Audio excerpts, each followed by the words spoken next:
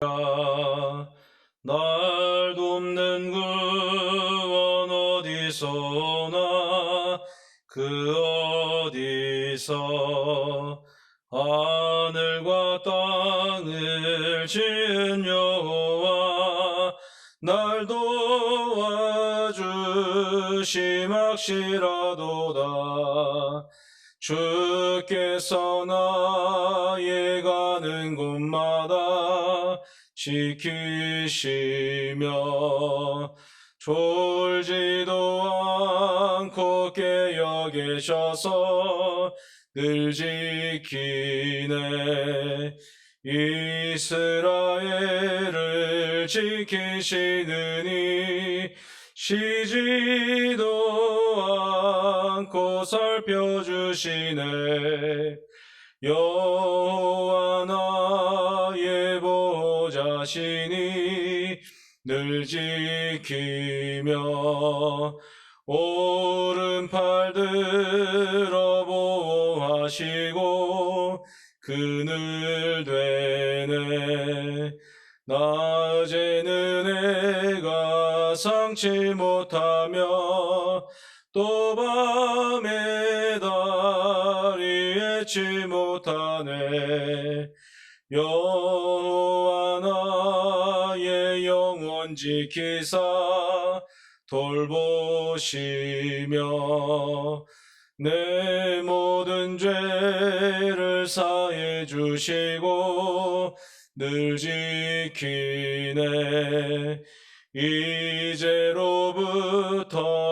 영원 무궁히 주 나의 출입 지켜주시리. 아멘.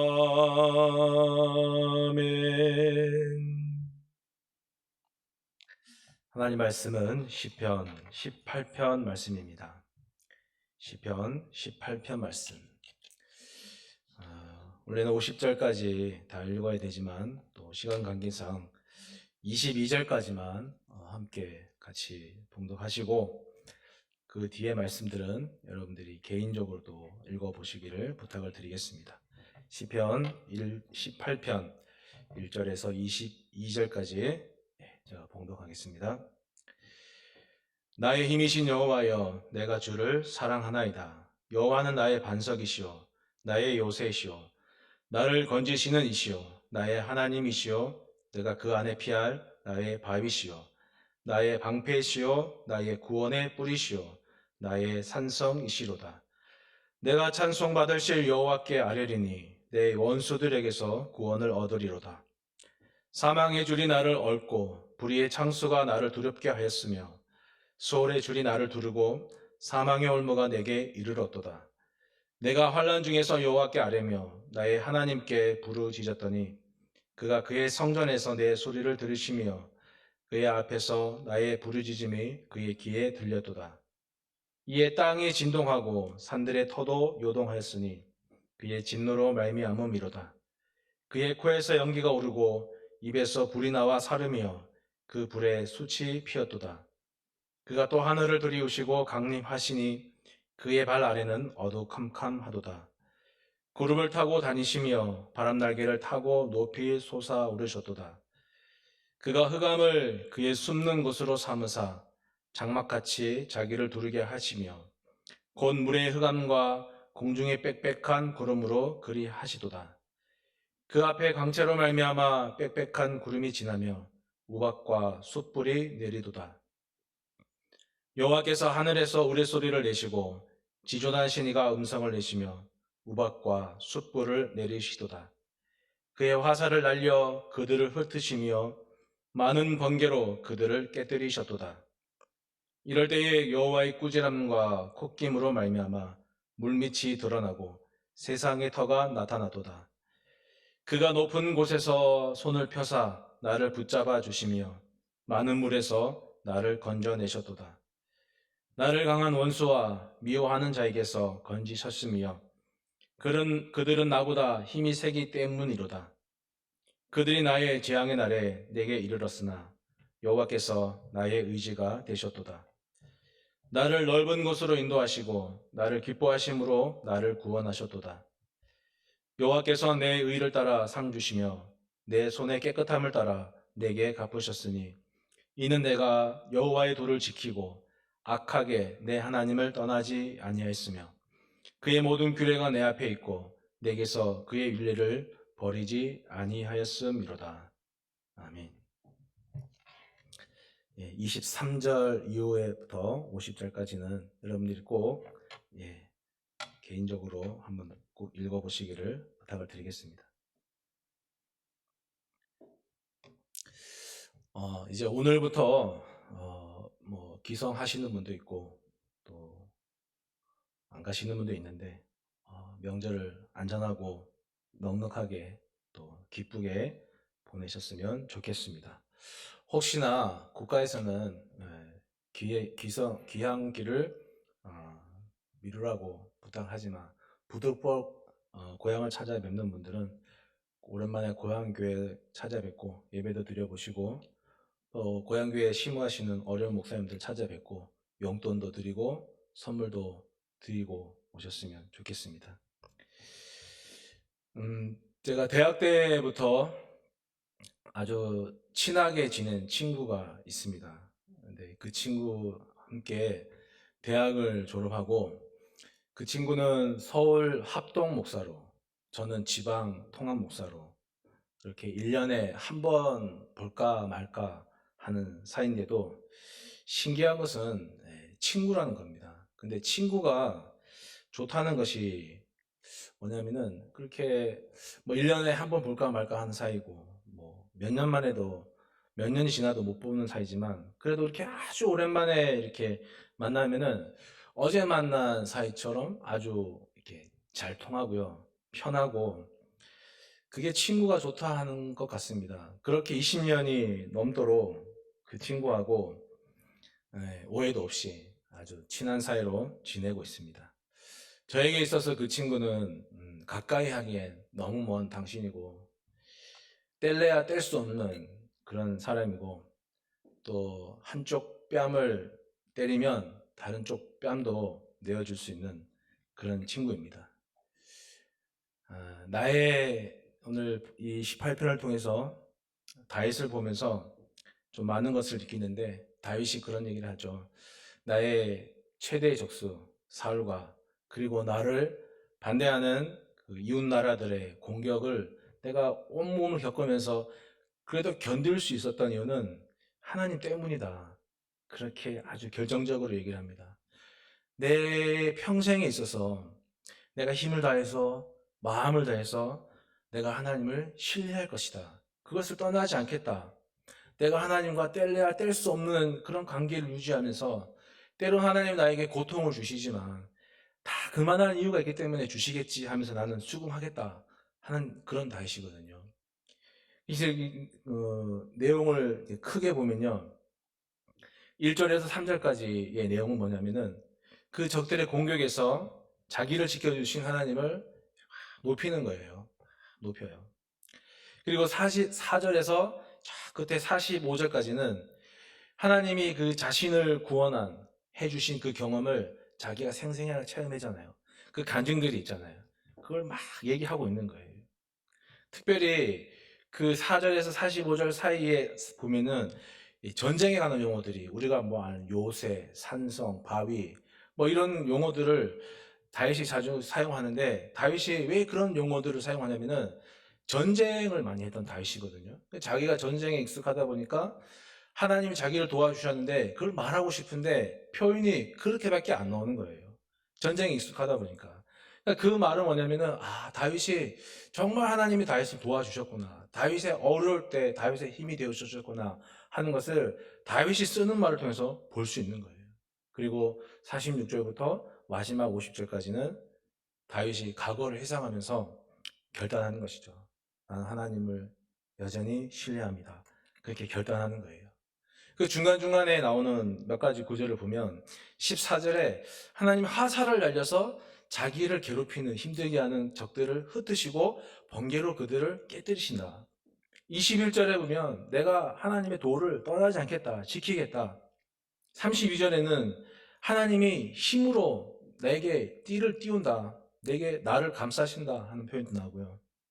47절에는 하나님이 나를 위해서 적들을 보복해 주신다, 그런 얘기도 나오고, 48절에는 하나님이 원수들에게서 나를 구조해 주신다, 그렇게 얘기합니다.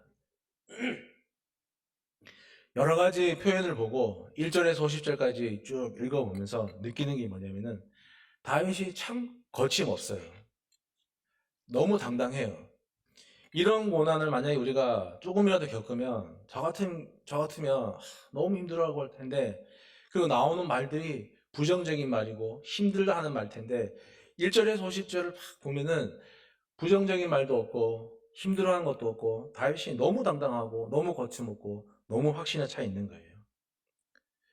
짐승들이 생존을 위해서 가지고 있는 본능이 있죠. 우린 그걸 생존, 야생 본능이라고 그렇게 말합니다. 짐승들에게도 그런 본능이 있고, 제가 말하고 싶은 것은 우리 그리스도인들에게도 그런 본능이 있습니다. 옛날에는, 저는 그런 세대는 아니지만 저희 부모님 세대에 보면 옛날에는 교회당을 교인들이 직접 지었습니다. 거처원 교회마다 사진을 보면은 그 사진 속에 남자들은 벽돌을 나르고 모래를 나르고 하고요. 여자들은 그 공사판 한 기퉁에다가 이렇게 밥 짓는 걸 지어서 거기 아침부터 저녁까지 밥을 해대고 일하는 사람들 밥 먹이고, 그것뿐입니까? 지나가는 동네 사람들 불러다가 밥도 먹이고 수다도 떨고, 그리고 교회 자랑도 하고 목사님 자랑도 하고, 그러면서 자연스럽게 전도도 되고, 그러면서 자신들의 마음속에 교회를 생각하는 것과 하나님을 바라보는 그런 야생 본능이 있었던 시절이 있어요.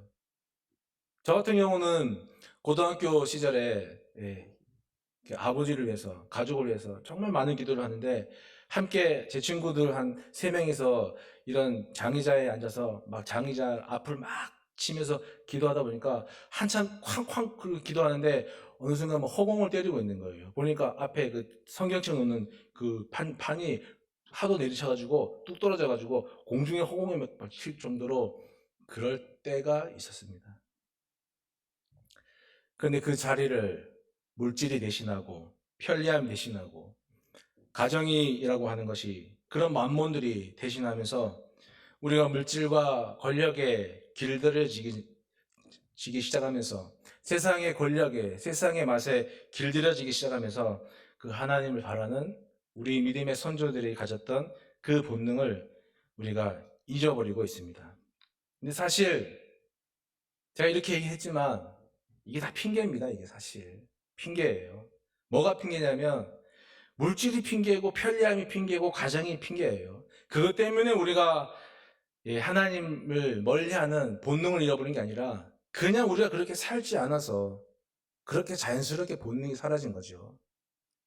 우리가 그렇게 살지 않은 거예요. 근데 그러기 때문에 우리가 그냥 물질 때문이다, 뭐 편리함 때문이다 하는데, 사실 열심히 살아도 우리는 하나님을 멀리할 수밖에 없는 죄인입니다. 그래서 우리가 성령의 충만함을 광고하는 거 아니겠습니까? 히브리서 11장에 보면은 믿음의 선진들의 특징이 나옵니다. 제가 성경 말씀을 좀 읽어드릴게요. 어떤 이들은 조롱과 채찍질뿐 아니라 결박과 옥에 갇히는 시련도 받았으며 돌로 치는 것과 톱으로 켜는 것과 시험과 칼로 죽임을 당하고 양과 염소의 가죽을 입고 유리하여 궁핍과 환난과 학대를 받았으니 이런 사람은 세상에 감당하지 못하느니라. 그들이 광야와 산과 동굴과 토굴에 유리하였느니라. 이 사람들은 다 믿음으로 말미암아 증거를 받았느니라. 히브리서 38장의 근거에 나오는 말씀인데, 여러분, 이 믿음의 선진들의 모습을 특징이 뭐냐면은 아프리카 대륙에 가면요 몸무게가요 1톤이에요. 한번 최고 속력으로 달리면 90km까지 달린답니다. 그리고 그렇게 달릴 때 시야가 2m를 벗어나지 않고 요 앞만 보고 달린답니다. 그런 코뿔소가 우리 앞에 달려올 때 살아남는 방법이 뭐겠습니까? 총으로 쏘면 될까요? 아니면 뭐 그거보다 더한 걸 하면 될까요? 여러 가지 뭐 계산하실 수 있겠지만 살아남는 방법은 한 가지예요. 피하는 거예요. 그 자리를 도망하는 거예요. 우리 믿음의 선조들이 이렇게 제가 읽어드린 히브리서 11장에 나온 이 선조들에게 무슨 물질이 있고 무슨 권력이 있었겠습니까? 그들에게 있었던 것은 박해와 고난밖에 없었어요. 그런데 그들은 우리가 물질 때문에 무슨 어떤 권력 때문에 그런 것이 아니라 스스로 이 길을 택한 거예요. 궁핍과 환난과 학대를 받았지만 그 자리를 피하지 않고 그걸 선택하다 보니까 이런 사람을 세상이 감당할 수 없는 사람이다라고 그렇게 말하는 겁니다. 그들이 길들여지지 않기 위해서 궁핍을 택하고 환난을 선택하고 학대받기를 선택하면서 부단히 그렇게 살았던 거예요. 그래서 그들이 세상에 감당할 수 없는 사람들이 되었습니다. 사무엘상 17장에 보면 우리가 잘 아는 이야기가 나옵니다. 골리앗과 다윗 이야기죠. 다윗이 그러죠. 하나님을 모욕하는 골리앗을 향해서 야 너는 너의 칼을 믿고 나오느냐? 나는 네가 모욕하는 우리 만군의 하나님의 이름으로 너와 내가 싸우겠다 합니다. 좋은 말 같은데 그 어린아이의 소년의 모습으로 그 골리앗 앞에 나가는 다윗은 얼마나 두려웠겠습니까?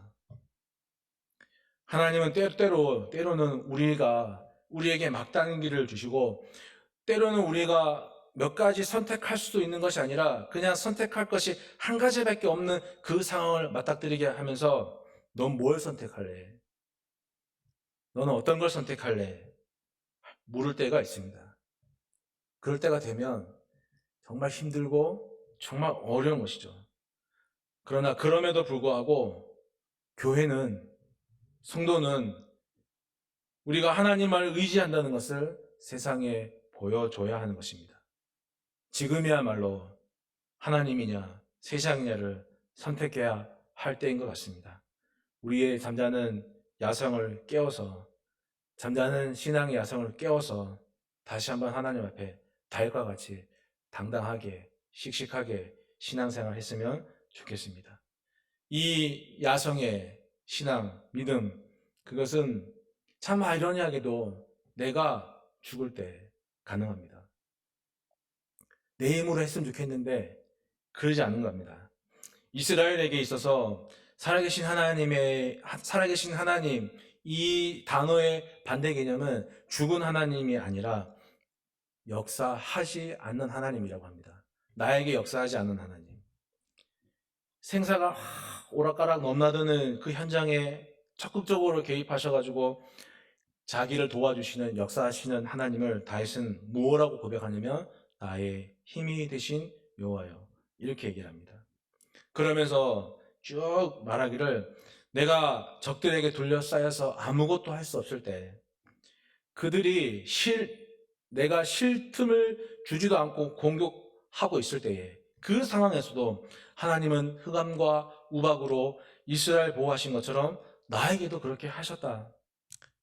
홍해에서 건져내서 출애굽을 완성하신 것처럼 하나님은 나의 대적으로부터 홍해에서 건너신 것처럼 나에게도 그렇게 하셨다. 광야에서 구름으로 내가 너희와 함께 한다라고 구름을 통해서 보여주신 것처럼 하나님도 나에게 구름으로 말씀하셨다. 그렇게 얘기를 하고 있습니다. 그리고 최종적으로 이 1절에서 50절까지의 모든 말씀이 집약되고 농축된 그런 고백을 하는데 그게 오늘 1절이에요. 나의 힘이 되신 여호와여 내가 주를 사랑합니다. 여러분 이런 고백은 확신에서 나오는 고백이죠. 확신에서 나오는 자기를 포기하는 고백인 것입니다. 자기의 무능력을 알기 때문에 안 사람만이 할 수 있는 거고요. 엎드리는 것이 사는 것임을 아는 사람이 할 수 있는 고백 아니겠습니까? 우리가 언제 생육했고 우리가 언제 열매를 많이 맺었습니까? 하나님께 도와달라고 매달린 때가 언제입니까?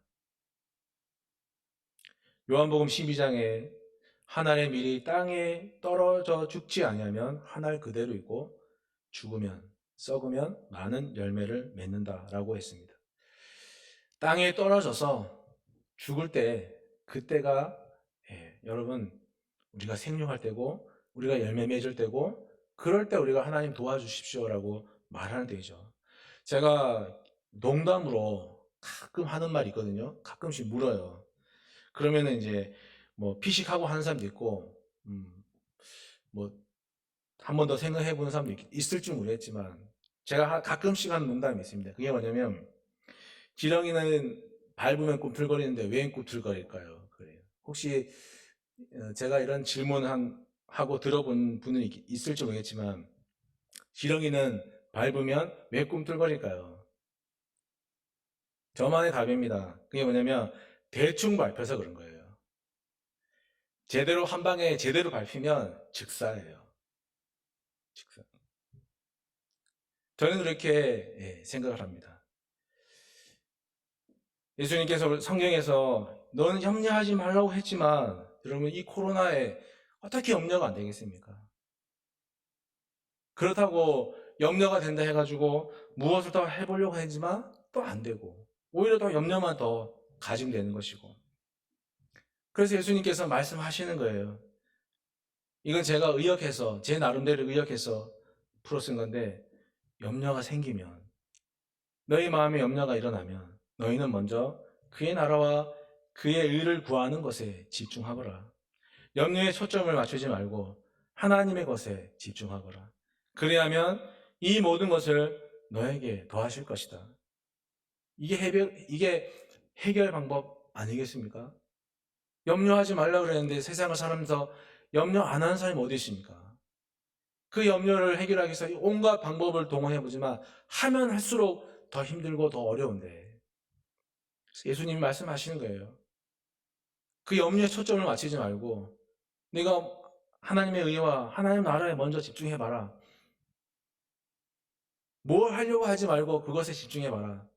하나님이 너에게 더하실 것이다. 라고 그렇게 해답을 주시는 겁니다.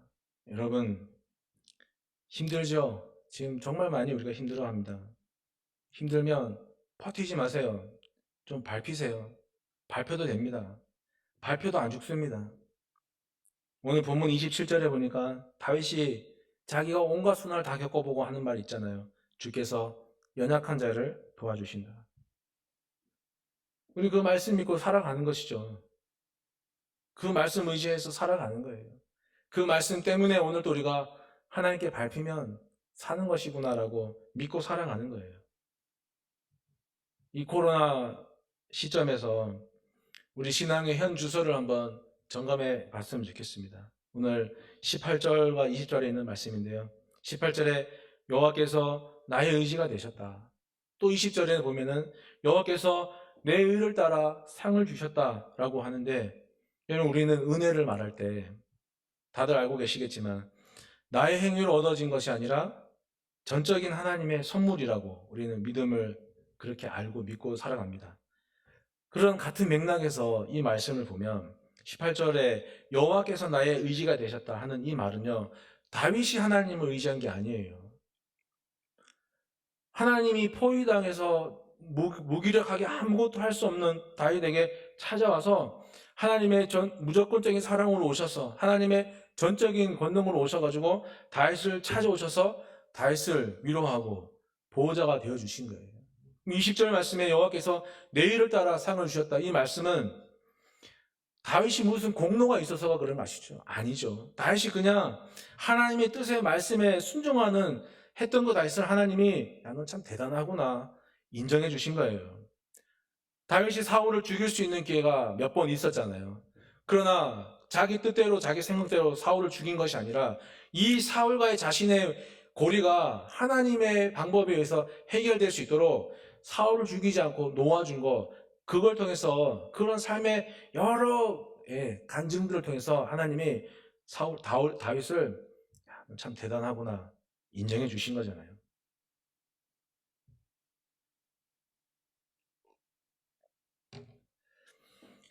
코로나가 벌써 9개월째, 이제 10개월째 접어들려고 합니다. 길어지다 보니까 사람들 입에서 야, 하나님과 멀어지는구나. 하나님과 멀어질까 봐 걱정하는 소리가 여기저기 종종 들립니다. 심정은, 그 마음은 충분히 이해되지만 여러분, 방향과 주소가 틀렸습니다. 잘못되었습니다. 코로나 이전에는 우리는 하나님과 가까이 지냈습니까?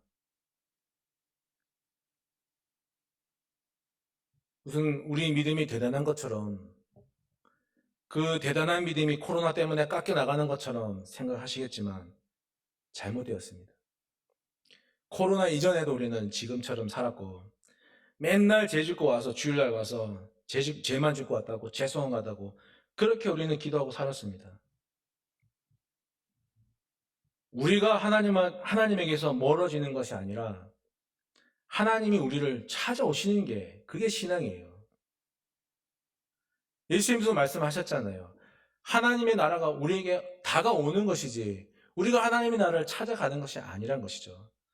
그 하나님의 나라가 언제 어떻게 오실지 아버지밖에 모르기 때문에 너희는 깨어있어 회개하라. 예수님이 말씀하셨잖아요. 내가 아무리 주님 붙잡으면 무슨 소용입니까? 주님께서 나를 떠나시면 그게 끝인데. 그래, 우리의 기도도 코로나 때문에 내가 하나님과 멀어질까 봐 두렵습니다 하는 그 겸손의 마음이 알겠지만, 올바른 신앙과 방향과 주소는 무엇이냐면, 하나님은 아직도 나에게 관심을 갖고 계시는가? 하나님, 우리를 떠나지 말아주세요 하는 이런 기도가 우리 입에서 나와야 되는 겁니다. 정말 지금 이 상황이 막막하고 걱정되고 어떻게 살아야 하는지, 또 미래도 불분명하고 신앙도 까먹는 것 같고 하나님하고도 멀어지는 것 같고, 그런 모든 것들 다 충분히 이해됩니다. 뭐 목사님들이라고 안 그렇겠습니까? 그러나 믿음을 가지시길 바랍니다. 여인이 자기가 낳은 아들을 잊는다 해도 하나님 우리를 잊지 않는다고 하셨습니다. 그 말씀에 의지해서 우리는 지금 상황에 그리스도인다운 야생의 신앙을 다시 깨워 하나님 앞에 우리를 다시 바른 신앙으로 살아가야 하는 것입니다. 영화 영린이라는 그 영화에 보면은 이런 대사가 나오거든요. 주인공이 원빈인데, 원빈이는 제가 맞나? 원빈인가? 원빈이 아닌가? 네, 잘 모르겠어요. 하여튼 영화 영린에 보면은 이런 대사가 나옵니다. 작은 일에도 최선을 다하면 정성스럽게 된다. 정성스럽게 되면 겉에 배어나오고, 겉에 배어나오면 겉으로 드러나고, 겉으로 드러나면 이내에 밝아지고, 밝아지면 남을 감동시키고, 남을 감동시키면 이내에 변하게 되고, 변하면 생육된다. 이런 대사가 나와 있는데, 여러분, 제가 이 영화를 보고 이 말을 들으면서 느낀 게 하나 있는데, 이게 꼭 성경 말씀 같았어요. 우리가 언제 생육되고, 언제 살아나고, 언제 그리스도인다워지는지를 제가 이 대사를 들으면서 많은 걸 한번 생각해 본 적이 있었습니다. 이제 우리가 하나님 앞에 그리스도인다워지는 것을 훈련해야 되는 겁니다. 훈련해야 될 때입니다. 그냥 우리 자신을 두는 것이 아니라 훈련해야 되는 거예요. 제가 아마 제 기억으로 한 2001년도 같은데요. 담임 목사님도 잘 아시는 동네일 거예요. 저기 경북 영천에 가면 그 삼사강 가기 전에 그 영천 고경이라고 하는 동네가 있어요. 그냥 시골이에요. 시골인데 여름만 되면 엄청 뜨거운 동네거든요. 청년들을 데리고 거기 이제 아울리치를 갔어요. 갔는데 8월 초인데 얼마나 더운지 너무 더웠어요. 그래서 아침에 뭐 일어나니까 이미 아침 8시 온도가 뭐 27도 되니까 너무 더워서 아침에 그 9시 밥 먹고 9시 반쯤에 바로 동네 주변 할머니 할아버지 이제 전도 나갔는데, 저도 한 팀을 맡아서 나갔거든요. 뭐 한 열 몇 개 팀 나눠서 나갔는데, 저도 한 팀 맡아서 나갔는데 이제 집을 들어가야 되잖아요. 대문을 두들기는데 사람이 똑똑하니까 계세요 하는데 대답을 안 하는 거예요. 그래서 너무 제가 어떻게 생각했냐면 좀 부끄러운데 이제 지금은 안 부끄럽죠. 아우 다행이다 이런 거예요. 아우 다행이다 이런.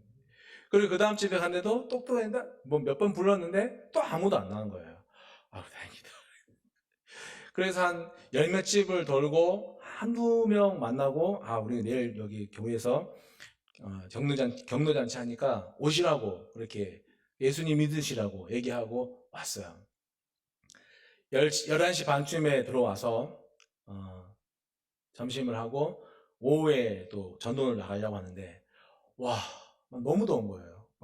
아스팔트에 그 계단을 올려놓으면 막 익을 정도로 막 이글이글 거리니까 나가기 전에 우리 전체 팀원들이 기도하자고 하면서 아주 간단한 기도를 했습니다. 어떤 게 있냐면 하나님 이게 너무 뜨겁습니다. 날씨가 우리가 비를 달라는 것이 아니라 이 지 표면에서 올라오는 이 지혈을 시킬 수 있도록 하나님 비를 주십시오 라고 기도하고 소금을 들고 나갔습니다.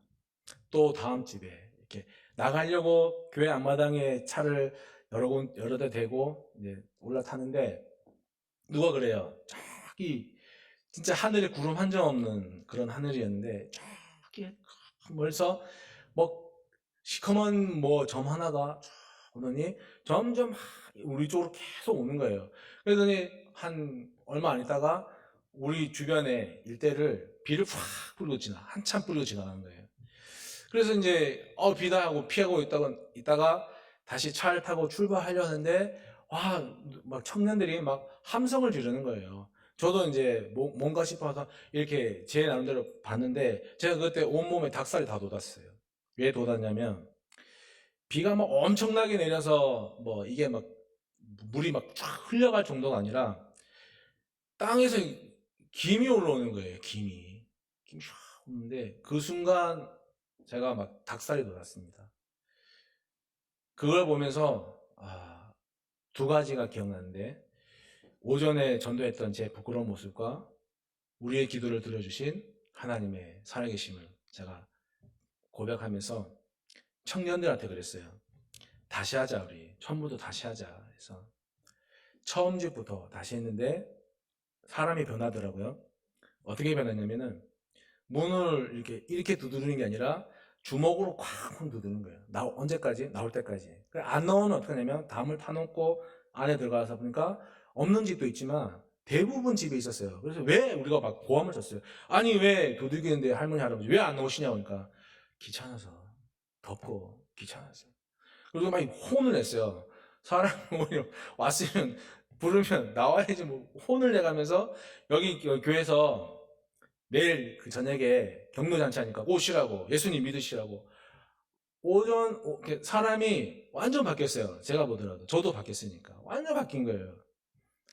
그래서 온 동네를 헤집고 다니고 산 넘어 가서도 전도하고 그 또 산 또 넘어서 전도하고 그 온 동네를 다 헤집고 다녔거든요.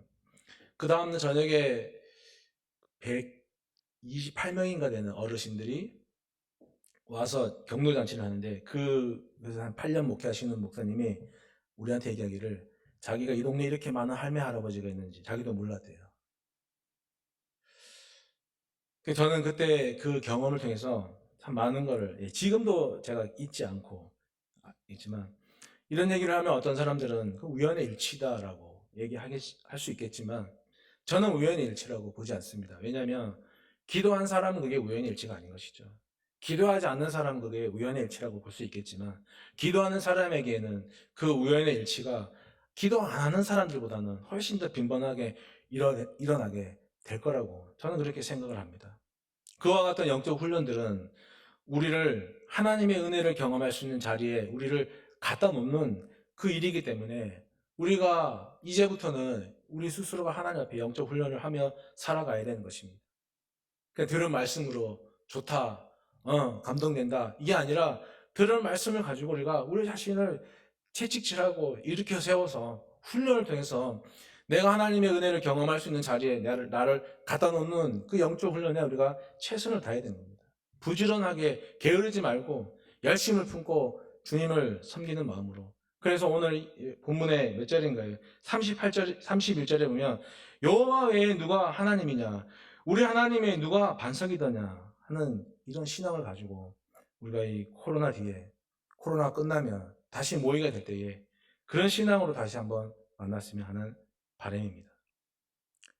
시편은 뭐 여러 가지 앞으로도 이게 뒤에 많은 남아 있지만 보면 역경이 있고 그걸 통해서 훈련을 받고 그 훈련을 통해서 사람이 극복되어지고 극복된 걸 통해서 감사가 나오고 그래서 저는 시편이 이렇게 설교를 하면서 느끼는 게 뭐냐면 잘 끓인 사골 육수 같다 하는 생각이 듭니다.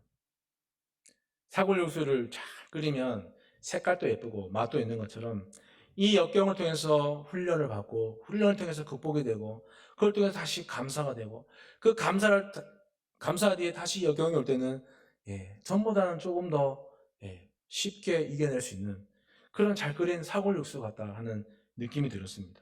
특별히 제가 제 개인적으로 참 은혜가 됐던 말씀이 뭐냐면은 49절에 여호와여 이름으로 하는데 제가 이 이름으로 하는 단어를 딱 보는 순간 정말 하나님이 다윗을 사랑하지 않을 수 없겠구나 라는 게 그게 느껴졌어요.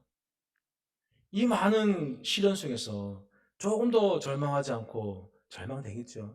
그러나 거기서 다시 일어나고 다시 하나님 앞에 여호와여 이름으로 내가 할 때 정말 다윗은 그가 끓인 사골 육수가 얼마나 진할까라는 생각을 해봅니다. 하루 종일 귀찮게 굴던 아이가 잠을 잘 때 어른들이 흔히 얘기하시기를 제일 예쁘다. 그 순간이 제일 예쁘다 하는데 저도 우리 집 아이가 잘 때가 제일 예쁩니다. 하루 종일 귀찮게 굴다가 자는 아이의 모습을 보면 내가 편하니까 좋고 또 이 아이가 잠에서 깨면 나를 힘들게 하겠지만 그래도 포기할 수는 없잖아요.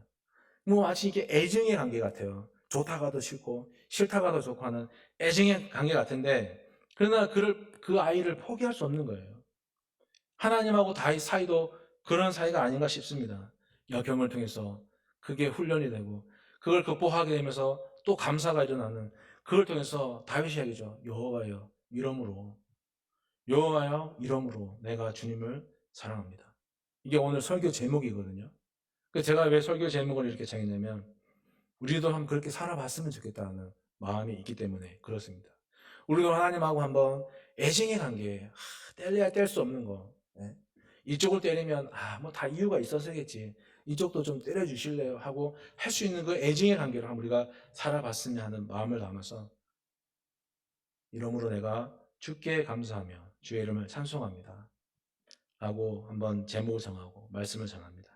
이 사골 육수를 잘 끓여서 하나님하고 애증의 관계로 살아갈 수 있는 우리 모든 대한 가족이 될 수 있기를 축복합니다. 하나님 아버지 감사합니다. 다윗이 역경을 통해서 훈련이 되며 그 훈련을 통해서 하나님의 말씀이 이해되는 것을 통해서 극복이 되며 그걸 통해서 감사가 일어나고 다음에 다시 또 역경이 주어질 때 이전보다는 하나님을 더 알게 되고 이해하게 되고 가까워지게 되고 내 평생 하나님을 힘과 마음을 다해 신뢰할 것입니다 라고 말할 수 있었던 다윗처럼 우리도 하나님을 그와 같이 고백할 수 있기를 원합니다. 우리 잠자던 신앙의 야성을 깨워서 다시 한번 주님을 바라보며 주의 말씀대로 살아갈 수 있는 저희들 될 수 있도록 도와주시옵소서.